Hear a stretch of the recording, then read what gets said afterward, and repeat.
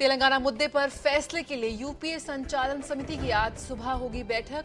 अलग राज्य के मसले पर किसी फैसले से पहले दोपहर कांग्रेस कार्य समिति की भी होगी बैठक।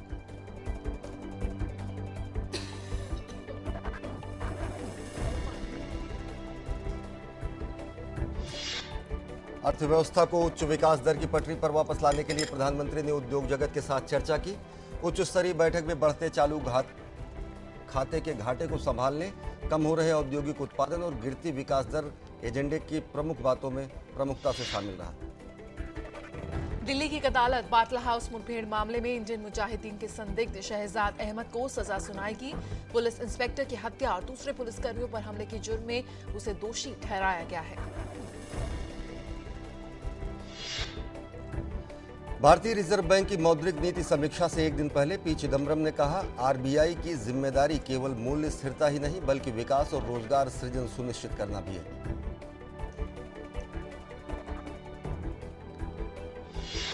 विदेशी निवेश संवर्धन बोर्ड ने कुछ शर्तों के साथ एतिहाद एयरलाइंस को जेट एयरलाइंस की 24% हिस्सेदारी खरीदने को दी मंजूरी। शर्तों में अंशधारकों के समझौते में किसी बदलाव से पहले जेट एयरलाइंस को सरकार से लेनी होगी मंजूरी।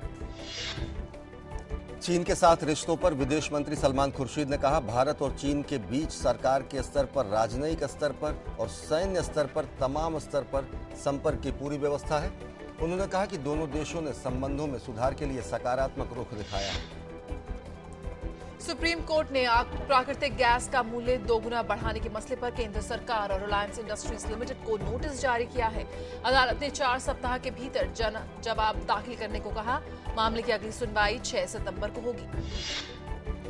पश्चिम बंगाल पंचायत चुनाव में लगता है कि ममता बनर्जी की नेतृत्व वाली तृणमूल कांग्रेस बड़े अंतर के साथ जीत हासिल करने जा रही है। तृणमूल कांग्रेस ने पश्चिम बंगाल पंचायत चुनाव में 17 में से 13 जिलों में बढ़त बना ली है। नोएडा में खनन माफियाओं पर शिकंजा कसने वाली आईएएस दुर्गा शक्ति नागपाल के निलंबन ने तूल पकड़ लिया है। उत्तर प्रदेश की आईएएस लॉबी निलंबन रद्द करवाने को एकजुट हो गई है। खुद सपा भी अपनी ही सरकार के इस फैसले से सहमत नहीं है। प्रत्यक्ष लाभ अंतरण योजना के महत्वाकांक्षी कार्यक्रम के तहत लोक कल्याणकारी योजनाओं का लाभ सीधे लाभार्थियों के खाते में पहुंच रहा है। दिल्ली सरकार की अन्नश्री योजना में भी गरीब तबके को सीधे नगद पैसा दिया जाता है। पाकिस्तान में आज राष्ट्रपति पद के लिए चुनाव होगा। इस चुनाव की तारीख 6 अगस्त की बजाय 30 जुलाई कर दी गई है। पीपीपी के अपना उम्मीदवार वापस लेने से अब मुकाबला पाकिस्तान मुस्लिम लीग नवाज के ममून हुसैन और तहरीक इंसाफ के जस्टिस अहमद के बीच है।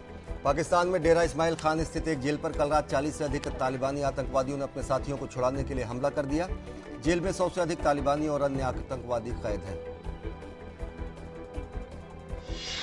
इराक में विद्रोहियों द्वारा 1 दर्जन से ज्यादा कार बम विस्फोटों में कम से कम 67 लोग मारे गए हैं। सोमवार के हमलों के लिए अब तक नहीं ली किसी ने जिम्मेदारी।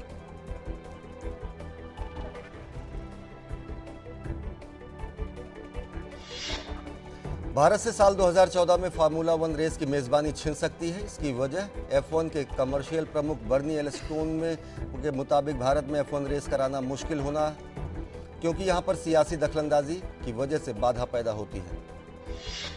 नेशनल स्पोर्ट्स डेवलपमेंट बिल के तहत ये सिफारिश की गई है कि किसी भी खेल संघ की कार्यकारी बॉडी में 25% खिलाड़ी शामिल हों। बिल में ये प्रावधान भी दिया गया है कि आपराधिक आरोप तय होने पर कोई भी व्यक्ति किसी खेल संघ के पद का चुनाव नहीं लड़ सकता।